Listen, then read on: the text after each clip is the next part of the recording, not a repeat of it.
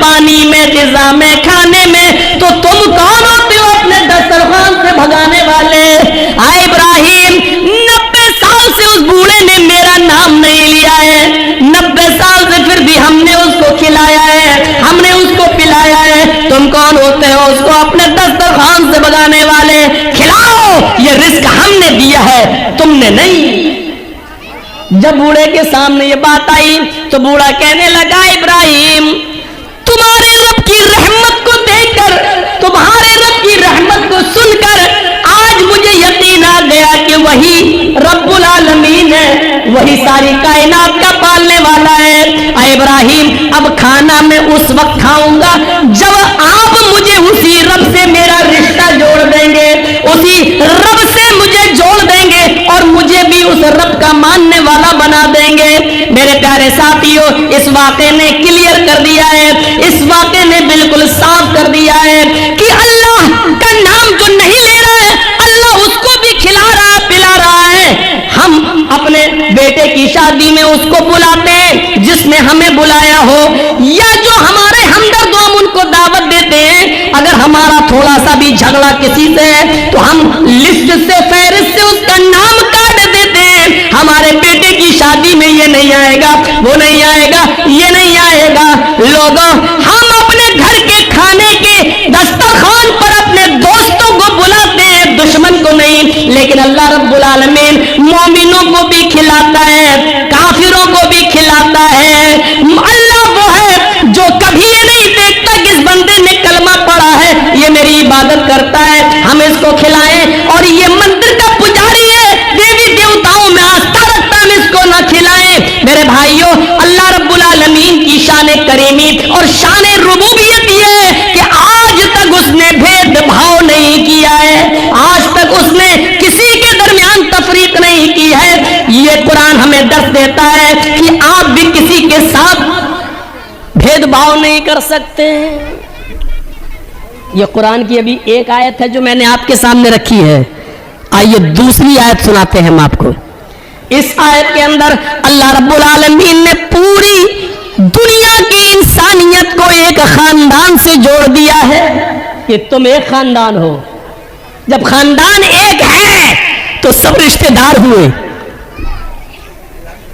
یا ایھا الناس انا خلقناکم من ذکر و انثی، یا ایھا الناس انا خلقناکم من ذکر و انثی وجعلناکم شعوبا وقبائل لتعارفوا۔ ہے ساری دنیا کے انسانوں، کسی بھی مولانا سے پوچھ لینا، اللہ نے مسلمانوں کا نہیں کہا، کیا کہا؟ انسانوں۔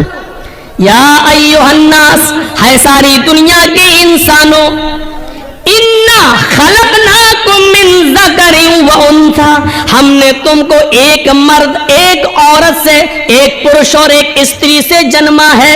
ہم نے تم کو ایک مرد اور ایک عورت سے پیدا کیا ہے۔ تم ایک ہی پرم پتا کی سنتان ہو، تم ایک ہی ماتا کے بیٹے ہو، تمہارا باپ ایک ہے، تمہاری ماں ایک ہے۔ جب ساری دنیا کے انسانوں کا باپ ایک ہے اور ساری دنیا کے انسانوں کی ماں ایک ہے تو ساری دنیا کے انسان آپس میں کون ہوئے؟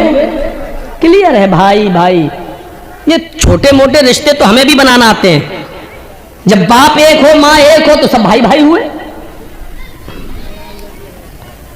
ہم اس میں پھنس جاتے ہیں۔ بیوی کی بہن کو کیا کہا؟ اب یہ تو بہت مشہور ہو گیا سالی، لیکن بیوی اپنے پتی کی بہن کو کیا بولے گی، وہی ہم لوگ کنفیوز ہو جاتے ہیں۔ 20 22 25 سالوں سے باہر ہیں، رشتہ داری کبھی سوچی نہیں کیا ہوتی ہے کیا نہیں۔ ہم بھی کبھی کبھی کنفیوز ہو جاتے ہیں، کبھی نکلتا ہی نہیں میرے منہ سے کہ فلاں نند ہے، فلاں یہ، سوچتا ہوں کہ غلط نہ ہو جائے، میرے منہ سے غلط نہ نکل جائے۔ کبھی کبھی کچھ مسئلے پوچھنے آتی ہیں عورتیں تو پوچھتی ہیں کہ مولانا صاحب بھی بتائیے میری نند کا یہ مسئلہ، تو میں پوچھتا ہوں یہ نند کیا ہوتی ہے، کون سی بلا ہے، تو پوچھنا پڑتا ہے کبھی کبھی، تو ہم لوگ بھی کنفیوز ہو جاتے ہیں۔ لیکن یہ مسئلہ تو بہت کلیئر ہے، یا ایھا الناس انا خلقناکم من ذکر و انثی، ہم نے تم کو ایک ہی مرد اور ایک ہی عورت سے پیدا کیا ہے۔ تمہارا باپ ایک ہے، تمہاری ماں ایک ہے، تم ایک ہی پرم پتا کی سنتان ہو، ایک ہی ماں کے بیٹے ہو، تمہارا ایک ہی باپ ہے آدم، تمہاری ایک ہی ماں حوا۔ اسی کو تم پرشور، اسی کو تم کہہ لو کہ تمہارا ایک ہی باپ ہے آشو اور ایک ہی ماں ہے ہیوتی یا شتروپا، تم ایک ہی باپ آشو کے آدم کے بیٹے ہو، تم ایک ہی ماں حوا یا شتروپا کی اولاد ہو، تم سب کی ماں ایک، تم سب کا باپ ایک۔ ہم نے قبیلے برادریاں ذاتیں بنائی ہیں، اللہ نے یہ نہیں کہا نہیں بنائی، بنائی ہیں۔ تم خان ہو، پٹھان ہو، ترک ہو، انصاری ہو، تیلی ہو، راجپوت ہو، یہ بنائی ہے، اللہ نے یہ نہیں کہا یہ شیر شاہ آبادی ہے، یہ سورجا پوری ہے، ہم نے بنایا ہے یہ سب کچھ، انکار نہیں ہے۔ لیکن یاد رکھنا کوئی خان انصاری سے اونچا نہیں ہے، کوئی انصاری ترک سے اونچا نہیں ہے، کوئی ترک کسی تیلی سے اونچا نہیں ہے۔ اللہ کہتا ہے کہ کوئی کسی سے اونچا نہیں ہے، سب برابر ہیں۔ ہم نے قبیلے اور برادریاں اور ذاتیں اس لیے بنائی تاکہ تم ایک دوسرے کو پہچان لو۔ اب جرجیس نام کے 3-4 پیدا ہو جائیں، پولیس جرجیس کو پکڑنے آ رہی ہے، اے جرجیس کو دیکھا؟ کون جرجیس؟ ہمارے گاؤں میں تو 6 جرجیس ہیں۔ اب برادری، اچھا وہ پھل، اچھا وہ خان، اچھا وہ انصاری، اچھا وہ تیلی، ہاں اس کی بلدیت یہ، ہاں تو یہ پہچان۔ اس لیے ہم نے تمہیں قبیلوں میں اور برادریوں میں بانٹا ہے تاکہ تمہاری پہچان کی جا سکے، تاکہ تمہیں پہچاننے میں آسانی ہو۔ اونچا اور نیچا نہیں، بڑے اور چھوٹے کوئی نہیں ہو، سب برابر ہو۔ بڑا تو بس ایک ہی ہے اللہ کی نظر میں، ان اکرمکم عند اللہ اتقاکم، جو اللہ سے سب سے زیادہ ڈرنے والا ہے، جو اللہ سے سب سے زیادہ ڈرنے والا ہے وہ سب سے بڑا ہے، اللہ سے سب سے زیادہ ڈرنے والا۔ آپ کو معلوم ہوگا خولہ بنت ثعلبہ، جن کے پتی نے، جن کے شوہر نے بڑھاپے میں اپنی بیوی سے، خولہ بنت ثعلبہ سے زہار کر لیا تھا۔ زہار کہتے ہیں عربی میں، ان کو اپنے اوپر اپنی ماں کی طرح حرام کر لیا تھا، اور غصے میں کہہ دیا چل تو آج سے میری اماں، انت علیہ کا زہر امی، آج سے تو مجھ پر میری ماں کی طرح حرام ہو گئی، جیسے میری ماں مجھ پر حرام ہے تو بھی نہیں چھوئیں گے تجھے، میرے قریب نہیں آنا بک۔ تو عرب کے اندر یہ دستور تھا، جب کوئی شخص اپنی بیوی کو یہ کہہ دیتا تھا کہ تو مجھ پر میری ماں کی طرح حرام، تو وہ حرام ہو جاتی تھی۔ اب شوہر اپنی بیوی سے مل نہیں سکتا تھا، بلکہ شوہر کے اوپر، پتی کے اوپر ضروری ہو جاتا تھا کہ وہ اس کی اب خدمت کرے، ماں کی طرح اس کی سیوا کرے۔ اب وہ اس سے مل نہیں سکتا تھا، غصے میں کہہ تو دیا، لیکن غصہ جب ٹھنڈا ہوا تو بہت پچھتائے۔ لیکن اب ہوتا کیا ہے، جب سارے راستے بند، تو اوس ابن صامت نے کہا اے خولہ تم اللہ کے نبی کے پاس جاؤ اور ان سے کہو میرے لیے کوئی راستہ نکالو۔ تو خولہ بنت ثعلبہ جب اللہ کے نبی کے پاس جاتی ہیں تو اللہ کے نبی نے بھی پوری بات سننے کے بعد فرمایا خولہ میرے پاس بھی تمہارے لیے کوئی راستہ نہیں ہے، تمہارے شوہر نے تمہیں اپنے اوپر حرام کر لیا ہے، تم ان سے دور رہو۔ کہا اللہ کے نبی اگر آپ ہمارے لیے راستہ نہیں نکالیں گے تو کون نکالے گا؟ آپ نے کہا اے اللہ کی بندی میرے پاس کوئی راستہ نہیں ہے، اب تم اپنے شوہر، اپنے پتی پر حرام ہو چکی ہو، اب تم ان کے قریب نہیں جا سکتی ہو، جاؤ کوئی راستہ نہیں ہے۔ مایوس ہو گئی، پریشان ہو گئی، سوچنے لگی کہ جب نبی کے پاس راستہ نہیں نکلا تو کہاں راستہ نکلے گا؟ چلی وہ، اللہ کے نبی نے دروازہ بند کر دیا، مسجد نبی سے نکلتی ہے،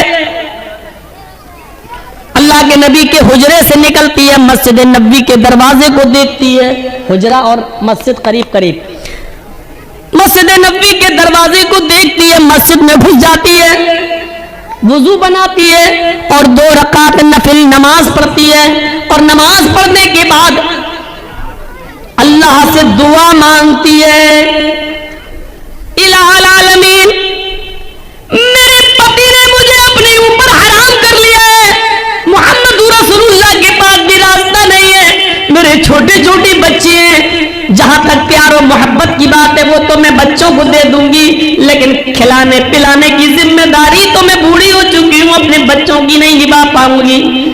आय अल्लाह, इस मौके पर मुझे मेरे पति की सख्त जरूरत है और मेरे पति को मेरी सख्त जरूरत है। बुढ़ापे में दोनों एक दूसरे का सहारा होते हैं। आय अल्लाह, अगर तूने कोई रास्ता नहीं निकाला तो हमारे लिए रास्ता कौन निकालेगा? वो अपने हाथ को उठाए हुए अल्लाह से दुआ मांग रही है, गिड़गिड़ा रही है। अभी दुआ मांगकर हाथों को नीचे नहीं किया है, अभी दुआ मांगकर उसने अपने हाथों को नीचे नहीं किया है। उधर अल्लाह ने फरमाया, आए जिब्रील, अगर उस बंदी के लिए हम रास्ता नहीं निकालेंगे तो कहां जाएगी? उसने मोहम्मद की चौखट पर नहीं बल्कि मेरी चौखट पर सवाल किया है। उसने मोहम्मद रसूलुल्लाह के पास जाकर भी रास्ता न पाया तो उसने हमारी घर में, हमारी मस्जिद में आकर उसने सजदे में सर रख दिया और हाथ उठाकर दुआ कर रही है। आए जिब्रील, जाओ एक हल्की सी सजा मुतय्यन कर दो शौहरों के लिए, ताकि आइंदा इन सजा को देखकर कोई भी शख्स अपनी बीवी को जल्दी अपने ऊपर हराम न करे, और अगर हराम कर ले तो उसके ऊपर एक कफारा, एक जुर्माना आयद कर दो कि ये जुर्माना लगा दो, और वो जुर्माना अदा करके उसको अपनी बीवी बना सकता है। जिब्राइल अमीन आते वही लेकर, अभी इस औरत ने अपने हाथों को नीचे नहीं किया, उधर जिब्राइल अल्लाह के नबी पाक के पास कुरान की आयत लेकर नाजिल होते हैं। कद समी अल्लाहु कौलल्लती तुजादिलुका फी ज़ौजिहा व तश्तकी इलल्लाह। अल्लाह ने उस औरत की बात को सुन लिया जो आपसे बहस कर रही थी अपने पति के बारे में, अपने हस्बैंड के बारे में। व तश्तकी इलल्लाह, और वो अल्लाह से भी फरियाद कर रही, अल्लाह से भी दुआ करती जा रही है। अल्लाह ने उस औरत के लिए रास्ता बदल दिया, और उस एक औरत के रास्ते, एक औरत की वजह से अल्लाह ने दुनिया की सारी औरतों के लिए रास्ता आसान कर दिया है, सारी औरतों के लिए रास्ता बना दिया है। आए मोहम्मद सल्लल्लाहु अलैहि वसल्लम, ये जुर्माना आयद कर दो उन लोगों पर जो लोग अपनी बीवी को अपनी माँ की तरह हराम कर लेते हैं। वो अपनी बीवी बनाने से पहले एक गुलाम आजाद करें। उस जमाने में गुलाम चलते थे, आज तो चलते नहीं है। गुलाम आजाद करें, एक गुलाम आजाद करके अब अपनी बीवी को बीवी बना सकते हैं, जिसको माँ की तरह हराम कर लिया उसको। अगर गुलाम आजाद करने की ताकत नहीं है तो 60 रोजे रखें बतौर सजा के। ये रोजे कंटिन्यू रखना पड़ेंगे, सजा वाले रोजे कंटिन्यू, क्योंकि सजा में मजा तभी है जब सजा का एहसास हो। कंटिन्यू सजा, शहरैनी मुतताबिऐन, कंटिन्यू रेगुलर। 55 रोजे आपने रख लिए, 55 रोजे रख लिए, चलो एक रोजा छोड़ देते, थोड़ा सस्ता लें, फिर 5 बाद में पूरे कर लेंगे। आपने जानबूझकर एक रोजा छोड़ दिया, चलो एक दिन सस्ता के 5 और बाद में रख लेंगे, तो आपने जहां एक छोड़ा जानबूझकर, वो एक रोजे का छोड़ना आपके 55 रोजों को बेकार कर देगा। अब आप फिर से 1 से लेकर 60 तक रखो, दूंगा ये 55 बेकार। हाँ, उज़्र या बीमारी की वजह से अगर आप छोड़ रहे हैं, बुखार आ गया या कोई बीमारी है और जिसकी वजह से रोजा छोड़ना जरूरी हो गया हो, तो ऐसी कंडीशन में उज़्र और मजबूरी की वजह से आप रोजा छोड़ेंगे तो फिर आपका रोजा वो 55-56 रोजे आपके बेकार नहीं होंगे, बल्कि उस बीमारी के खत्म होते ही, उस उज़्र के खत्म होते ही छूटे हुए रोजे बाद में आप पूरे कर लें। उज़्र और बीमारी की बात अलग है, लेकिन बिला उज़्र के अगर आपने एक छोड़ दिया तो जितने रखे थे वो सब बेकार, फिर से आप 1 से शुरू होगा आपका। बिल्कुल टीबी का कोर्स है ये, 9 महीने दवा खाना है, दवा खा खा के उकता गए, 8 महीने खाई, 1 महीना छोड़ दी, 1 दिन 2 दिन के लिए छोड़ दी, ये कोर्स बेकार। अब फिर से 9 महीने खाओ, 1 से लेकर 9। और अगर 60 मिस्कीनों को भी खाना खिलाने की ताकत, 60 रोजे रखने की ताकत ना हो तो फिर 60 मिस्कीनों को खाना खिलाओ, 60 मिस्कीनों को। अब 60 मिस्कीनों को पेट भर के खाना चाहे एक ही बार 60 को बुलाकर खिला दो, या 10-10 करके 6 मर्तबा में खिला दो, آج 10 کو کھلا دو, کل 10 کو کھلا دو, پرسوں 10 کو کھلا دو, 10 کر کے 6 دن میں کھلا دو, 5 کر کے 12 دن میں کھلا دو, 1 کر کے 2 مہینے میں کھلا دو 60 دن.